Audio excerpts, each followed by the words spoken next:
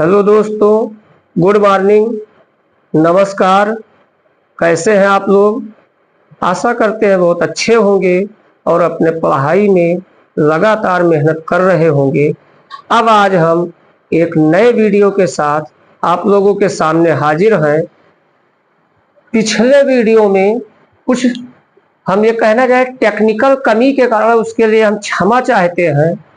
हम जो एक अनुप्रयोग गॉस प्रमेय का अनुप्रयोग करा रहे थे वो लास्ट मोमेंट पर रह गया था, तो उसको हम पहले रिपीट करके कंप्लीट कराते हैं। देखिए, पिछले वीडियो जो नहीं देखे जाकर देख सकते हैं। पिछले वीडियो में क्या आया था, ध्यान दीजिए। इक्वेशन नंबर सेकंड आया था पिछले वीडियो में। फ्लक्स फाई ई इक्वल आया था ई ब्रैकेट में 2 पाई आर एल। ये इक्वेशन नंबर सेकंड था पिछले वीडियो में। और इक्वेशन नंबर थर्ड क्या था? फाई ई इक्वल आया था lambda L upon epsilon not. फिर यहां इसके बाद हमने लिखा था समीकरण 2 व 3 से, तो इसके बाद देखते हैं 2 व 3 से दोनों फाई ई इक्वल है, तो इसका मतलब इसका लेफ्ट साइड इक्वल है तो राइट साइड भी इक्वल होगा। राइट साइड इसमें क्या है? ई 2 पाई आर एल, ये देखें राइट साइड है और इसमें lambda L upon epsilon not. अब देखेंगे हमें वैद्युत क्षेत्र की तीव्रता निकालना है, तो ई जहां है वहीं रहने दीजिए। ई इक्वल ये पूरा पोर्शन कहां आ जाएगा? नीचे आ जाएगा। तो लैम्डा एल अपान देखेंगे 2 पाई आर एल, ये पोर्शन नीचे गया और एप्सिलॉन नॉट पहले से है। एल और एल क्या हो गया? कैंसिल हो गया। तो हमारे पास बचा क्या? ऊपर बचा लैम्डा, नीचे बचा देखे बच्चों 2 pi epsilon naught into R, इतना चीज बचा। अब इसमें एक कोशिश हम कर सकते हैं। ई इक्वल देखे, अगर यहां पर 4 हो जाए तो ये हो जाएगा 4 पाई एप्सिलॉन नॉट। तो यहां 4 बनाने के लिए 2 से नीचे मल्टीप्लाई करते हैं, तो 2 से ऊपर भी कर देंगे, तो ये हमारा क्या हो जाएगा? 1 अपान 4 पाई एप्सिलॉन नॉट। 2 से किए तो ऊपर क्या हो जाएगा? 2 लैम्डा अपान आर हो जाएगा। तो ये जो पहला था अनंत विस्तार के किसी तार के निकट वैद्युत क्षेत्र की तीव्रता का व्यंजक, ये आ गया है। अब इसका मात्रक जरूर लिखेंगे। ये वैद्युत क्षेत्र का मात्रक न्यूटन प्रति कूलाम होता है, इसको लिख दिए। अब इसके बाद एक और हो सकता है, कभी कभी वेक्टर रूप में भी इसे लिख सकते हैं। तो देखिए, क्योंकि ये वैद्युत क्षेत्र की तीव्रता सदिश राशि है, तो वेक्टर रूप में क्या होगा? वेक्टर रूप में देखिए, वेक्टर ई इक्वल, ये वेक्टर ई इक्वल क्या हो जाएगा? 1 upon 4 pi epsilon naught 2 lambda upon R. आगे क्या लग जाएगा? Unit vector R. ये यूनिट वेक्टर आर क्या बताता है कि इसका मैग्नीट्यूड 1 है और डायरेक्शन इसके बाद ये दे रहा है। तो ये हमारा यहां तक हम प्रूव्ड हो चुका है। तो ये बच्चों उम्मीद करते हैं कि ये डेरिवेशन अच्छे से समझ गए होंगे। अब नेक्स्ट अनुप्रयोग हम चलते हैं। स्क्रीनशॉट ले लीजिए, हम हट जाते हैं। हो गया होगा। अब हम ये पहला अनुप्रयोग हो गया था, अब दूसरा अनुप्रयोग चलते हैं। ये बहुत इंपॉर्टेंट, सभी कंपटीशन एग्जाम के लिए प्लस बोर्ड के लिए बहुत इंपॉर्टेंट है। तो देखिए, ये दूसरा क्या है अनुप्रयोग? अनंत अनंत विस्तार,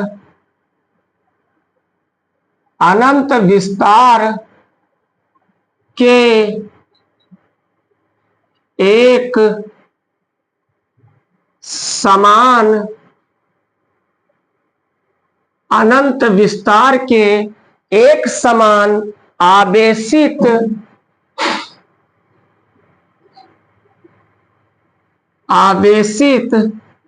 अचालक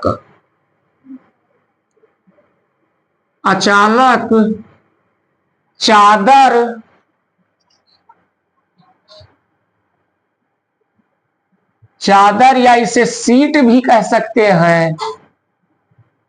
अनंत विस्तार के एक समान आवेशित अचालक चादर या सीट के निकट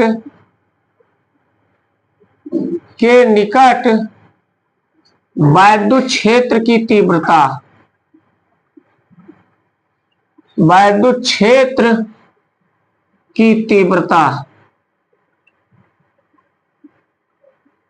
अब देखिए बच्चों, ये भी बहुत आसान। हम फर्स्ट स्टार्ट करने के पहले, गॉस की प्रमेय स्टार्ट करने से पहले हम बता दिए थे कि इसमें चाहे जो हो मात्र 3 चीजों पर ध्यान रखना होता है। हमें पहला नंबर आवेश पता करना होता है, दूसरा नंबर हमें जो भी पृष्ठ है उसका कुल वैद्युत फ्लक्स पता करना होता है, तीसरे राउंड में गॉस की प्रमेय की सहायता से हम वैद्युत क्षेत्र की तीव्रता ज्ञात कर लेते हैं। तो देखिए, अनंत विस्तार का एक समान आवेशित चादर है तो हम कोई चादर बना देते हैं। तो देखेंगे बच्चों,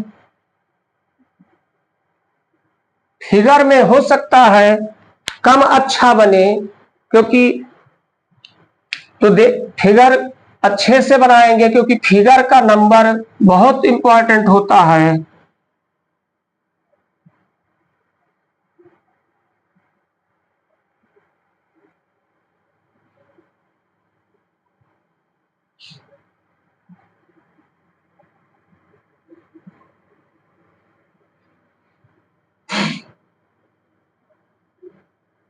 ये एक आवेशित अचालक चादर हमने बना दिया, अनंत विस्तार का है क्योंकि ये लाइन सीधी नहीं, इससे पता लगता है ये और है। तो ये अब ये एक समान आवेशित है, तो हम ये मान लेते हैं कि ये चादर धनावेशित है। तो इसमें धन आवेश को दर्शा दिया जाए, ये धनावेशित है।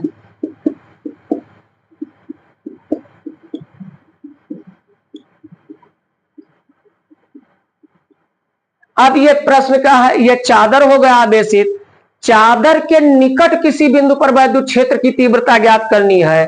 तो मान लीजिए चादर के मध्य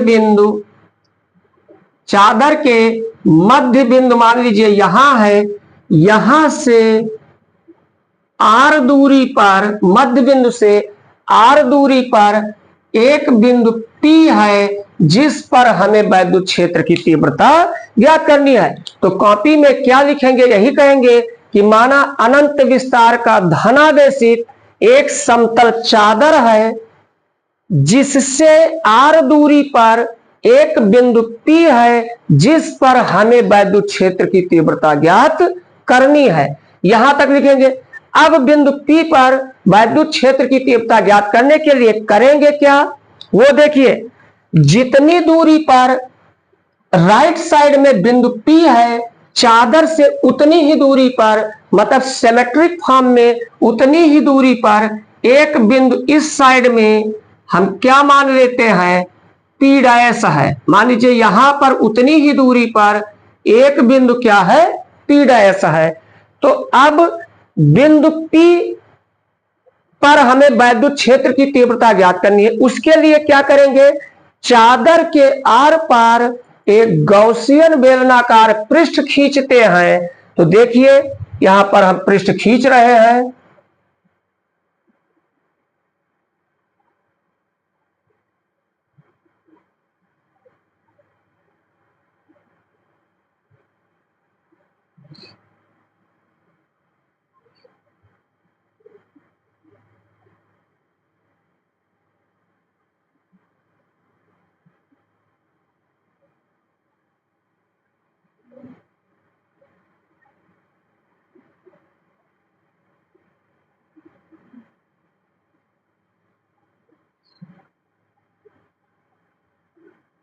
समझ गए होंगे हमने क्या किया है। हम यही कहेंगे कि माना अनंत विस्तार का एक समतल धनावेशित चादर है जिसके निकट इस r दूरी पर एक बिंदु P है जिस पर हमें वैद्युत क्षेत्र की तीव्रता ज्ञात करनी है। इसके लिए बिंदु P के समान दूरी पर एक दूसरा बिंदु P डैश लिया जिससे होकर चादर के आर पार एक गौसियन बेलनाकार, गौसियन का मतलब बंद बेलनाकार पृष्ठ खींचते हैं। अब देखेंगे तो यहां तक बात हो गई। अब हम क्या करेंगे बच्चों, पिछले वीडियो में भी कहे थे पहला काम तो हमें यह करना है कि आदेश लिख देना है। तो एक बात हम वीडियो में नेक्स्ट बता दिए थे कि ये जो पृष्ठ आदेश का पृष्ठ घनत्व है, तो यहां पर आदेश देखिए, ये पीछे वीडियो में हम पढ़ा चुके हैं। हम यही कहेंगे सिंस आवेश का पृष्ठ घनत्व ये जो नहीं पढ़े हैं पीछे जाकर वीडियो में देख सकते हैं, इसका हमने डेफिनेशन लिखा दिया है। पृष्ठ घनत्व सिग्मा इक्वल क्या होता है, सिग्मा इक्वल आवेश अपान, अगर ये जो चालक है जिसके कारण हम वैद्युत क्षेत्र की तीव्रता ज्ञात करेंगे वो लंबाई में ज्यादा है, तार जैसा है, तो L नीचे लिखते हैं, आयताकार है, चादर है तो उसका क्षेत्रफल लिखते हैं। तो सिग्मा इक्वल क्या हो जाएगा, Q अपान A। हमें Q ज्ञात करना है तो यहां से this imply that Q equal क्या हो जाएगा, सिग्मा इंटू A। ये हमें इक्वेशन नंबर फर्स्ट। तो अब हम बच्चों यही बताए थे कि सारे अनुप्रयोग में पहले आदेश पता करेंगे, आदेश हम पता हो गया। अब नंबर किसका है, अब नंबर है ये जो हमने बेलन की परिकल्पना की है, इसके कुल पृष्ठ से गुजरने वाला वैद्युत फ्लक्स। अब इसमें कुल पृष्ठ कितने हैं देखेंगे, दो पृष्ठ, तो ये दोनों सिरे समतल जो है, दोनों ये समतल सिरे हैं और फिर बीच में ये क्या है, वक्र पृष्ठ है। तो हमें दोनों समतल सिरों से गुजरने वाला वैद्युत फ्लक्स ज्ञात करना है, फिर इसके वक्र पृष्ठ से गुजरने वाला वैद्युत फ्लक्स ज्ञात करना है। कुल वैद्युत फ्लक्स को इकट्ठा कर देंगे, बस हमें टोटल पृष्ठ से गुजरने वाला वैद्युत फ्लक्स पता लग जाएगा। तो देखिए बिंदु P पर, ये बिंदु P पर वैद्युत फ्लक्स यहां ज्ञात करना है। तो यहां पर ध्यान दीजिए, अगर कोई धन परीक्षण आदेश रख दिया जाए तो वो उसे प्रतिकर्षित करेगा। तो ये हमारा वैद्युत क्षेत्र की डायरेक्शन होगी वेक्टर E यहां पर, और ये जो पृष्ठ का क्षेत्रफल है अगर हम इसे dA मान ले तो इसकी भी डायरेक्शन बाहर की ओर ही होगी। ऐसे ही इस बिंदु पर वैद्युत क्षेत्र बाहर की तरफ वेक्टर E और इसका क्षेत्रफल भी बाहर की तरफ वेक्टर dA हो जाएगा। तो अब कहने का मतलब इसमें साफ दिखाई दे रहा है कि बेलन के समतल सिरों पर वैद्युत क्षेत्र की तीव्रता और क्षेत्रफल वेक्टर दोनों समांतर है, इसलिए इनके बीच का एंगल क्या हो जाएगा, 0 हो जाएगा। तो देखिए हम क्या करते हैं, हम यही कहेंगे कि बेलन के दोनों समतल सिरों से दोनों समतल सिरों से गुजरने वाला फ्लक्स, दोनों समतल सिरों से गुजरने वाला फ्लक्स क्या हो जाएगा, देखेंगे यहां पर d फाई E इक्वल, ध्यान दें, integration over area vector E dot vector dA एक सिरे के लिए हो जाएगा, फिर दूसरे सिरे के लिए plus integration over area vector E dot vector dA हो जाएगा, वेक्टर dA हो जाएगा, क्योंकि दोनों सिरों को हमने ऐड कर दिया। अब खुद समझते हैं, यहां पर देखिए vector E dot vector dA equal क्या हो जाएगा, EDA cos 0 अंश क्योंकि दोनों समांतर है, cos 0 का मान 1 होगा, तो ये क्या आएगा, EDA। तो यहां पर इसका मान EDA हो जाएगा। तो देखिए D phi E equal integration over area EDA plus integration over area EDA, दोनों सेम है, दोनों सेम है।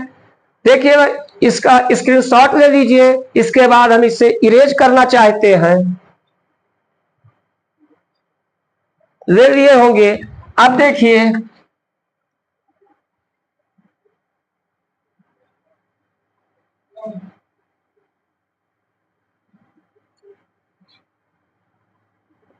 तो ये देखिए बच्चों क्या आ गया, दोनों सेम हैं, तो ये क्या हो जाएगा,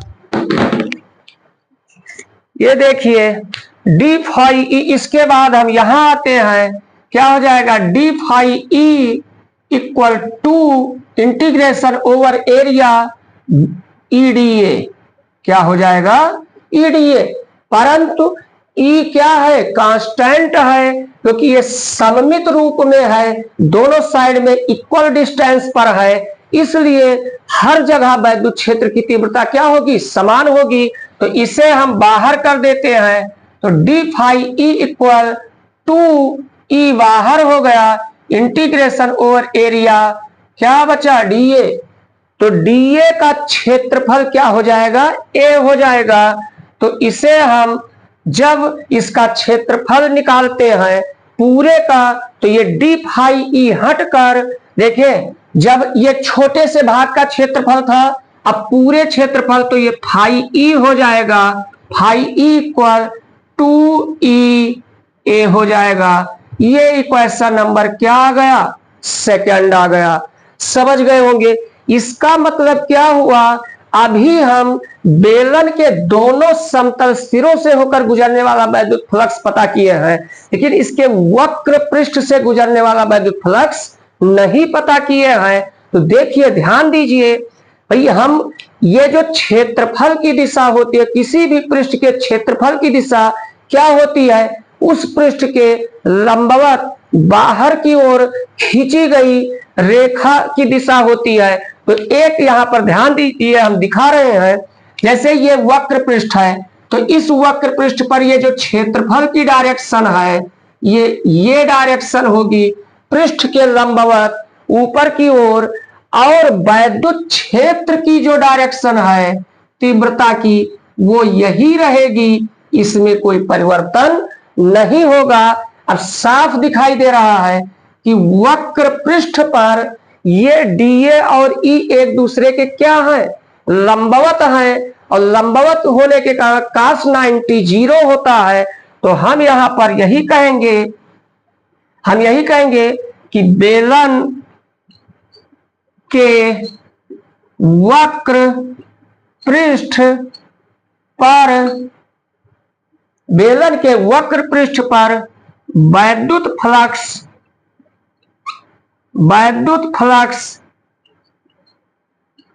क्या होगा, वैद्युत फ्लक्स शून्य होगा। तो अब आप ही बच्चों बताइए कि समतल सिरों, दोनों समतल सिरों पर वैद्युत फ्लक्स कितना आया है, 2EA आया है, और वक्र पृष्ठ पर शून्य होगा। इसका मतलब टोटल कुल वैद्युत फ्लक्स वही रह जाएगा जो समतल सिरों पर है। तो यहां पर इसको नंबरिंग चाहे रहने दीजिए, यहां जो किए हैं आगे डालते हैं, तो हम यही कहेंगे कुल वैद्युत फ्लक्स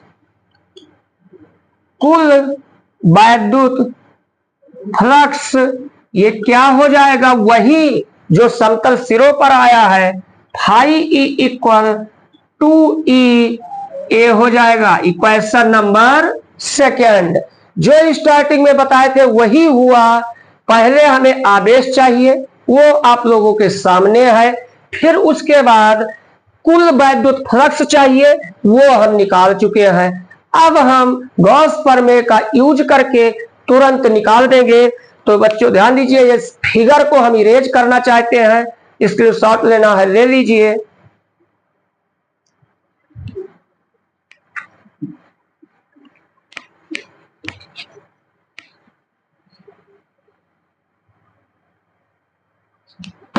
अब देखिए, तो हमें कुल वैद्युत फ्लक्स मिल गया। अब आ जाइए गॉस की प्रमेय लगा दीजिए। गॉस की प्रमेय से, अब गॉस की प्रमेय क्या कहती है कि वैद्युत फ्लक्स फाई किसी बंद पृष्ठ से गुजरने वाला वैद्युत फ्लक्स उस पृष्ठ से परिबद्ध कुल आवेश का 1/ε0 गुना होता है। अब यहां पर Q का मान स्टार्टिंग में ही निकाल चुके हैं, तो ये Q के स्थान पर इक्वेशन नंबर फर्स्ट से रख दीजिए। This imply that phi E equal Q का मान क्या है, सिग्मा ए अपान ε0। ये इक्वेशन नंबर थर्ड, ये Q का मान आया कहां से, हिंट में इधर लिख दीजिए, इक्वेशन नंबर फर्स्ट से। कहां से आया, इक्वेशन नंबर फर्स्ट से। अब देखिए from equation 2 and 3 we see that right side both equation are equal. इसका मतलब सेकंड और थर्ड के दोनों इक्वेशन में राइट साइड दोनों इक्वल है, तो लेफ्ट साइड ऑटोमेटिकली बराबर होंगे। तो हम यही कहेंगे समीकरण 2 व 3 से क्या हो जाएगा, ये देखिए यहां पर ये राइट साइड क्या है 2E और यहां का right side sigma A upon ε0। अब हमें वैद्युत क्षेत्र की तीव्रता निकालनी है, तो इस E को जहां है वहीं रहने दीजिए। This imply that E equal sigma A upon ε0। ये देखो पहले से है, और बचा क्या 2 और A, ये उस साइड में नीचे जाएगा तो अपान में हो जाएगा, तो ये क्या हो गया 2A। अब देखिए बच्चों, A और A क्या हो गया, कैंसिल हो गया, तो E इक्वल क्या आ गया, ऊपर सिग्मा बचा अपान 2ε0। ये इस अनुप्रयोग इसका ये डेरिवेशन है, बहुत आसान है। तो यहीं पर हो सके तो मात्रक लिख देना न्यूटन प्रति कूलम। अब बच्चों उम्मीद जताते हैं कि ये अच्छे से समझ गए होंगे और बहुत सिंपल शब्दों में अपने सुझाव कमेंट में बराबर देते रहें। हम और अच्छा करने की कोशिश करेंगे और ये वादा करते हैं कि बहुत आसान शब्दों में पढ़ाया जाएगा, फिजिक्स सबसे आसान हो जाएगा। और अब हमारे वीडियो को अपने दोस्तों में शेयर भी करते रहिए, जैसे सभी लोगों का इससे फायदा मिले। अब हम फिर नेक्स्ट वीडियो में मिलेंगे, तब तक के लिए जय हिंद जय भारत।